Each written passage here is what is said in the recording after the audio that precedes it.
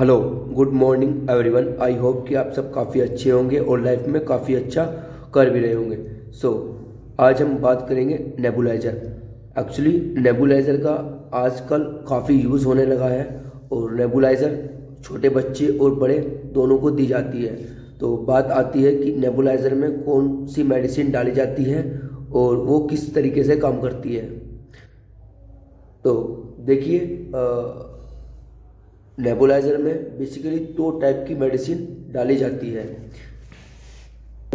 जाती है। तो उन पर हम डिटेल में बातें करेंगे। प्लीज़ वीडियो को स्किप ना करें। आप लोग वीडियो को स्किप कर करके देखते हैं तो होता क्या है कि आप इम्पोर्टेंट पॉइंट मिस कर देते हैं। ज़्यादा टाइम न लेते हुए चलिए वीडियो स्टार्ट करते हैं। तो जैसे मैंने ऊपर आपको बताया कि नेबुलाइज़र में दो तरीके की मेडिसिन डाली जाती है। दो टाइप की मेडिसिन डाली जाती है। तो पार्ट 1 की हम बात करते हैं। पार्ट 1 में क्या होता है, इसमें डाली जाती है ब्रोंको डायलेटर।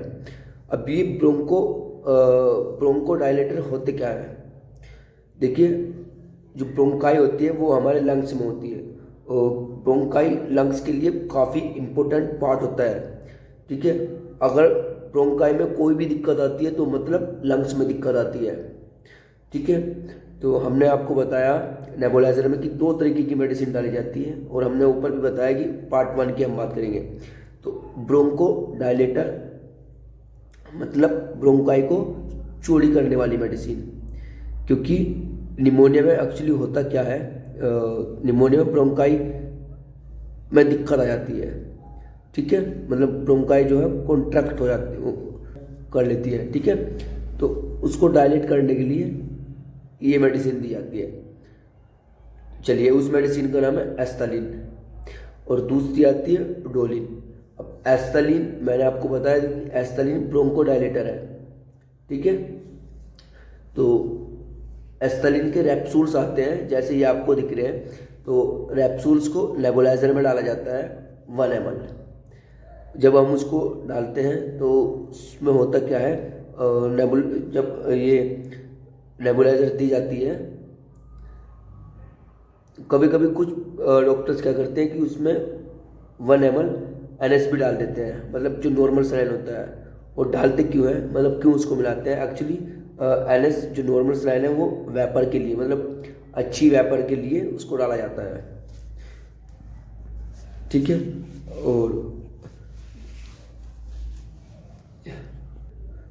ऐसे ही सेम आपका डोलिन का है। और डोलिन का जब हम कंपोजिशन की बात करते हैं, हमने आपको एस्थलीन का कंपोजिशन नहीं बताया था। तो एस्थलीन में एक्चुअली कंपोजिशन होता है साल्बुटामोल। ठीक है, अभी हम बात करते हैं सेकंड ब्रोंको डायलेटर। तो सेकंड ब्रोंको डायलेटर होता है डोलिन। अब डोलिन में क्या होता है, लीवोसाल्बुटामोल होता है और सेकंड होता है आइप्राट्रोपियम ब्रोमाइड। ये इसका कंपोजिशन होता है। सेम इसका भी काम निमोनिया अस्थमा में होता है। ठीक है, इसमें भी आप 1 ml NS ऐड कर सकते हैं। चलिए, अभी हम बात कर लेते हैं सेकंड टाइप की मेडिसिन जो नेबुलाइजर में डाली जाती है, वो होती है स्टेरॉइड। अब स्टेरॉइड के भी अपने एग्जाम्पल हैं। तो स्टेरॉइड में आपने देखा होगा बुटेकोड।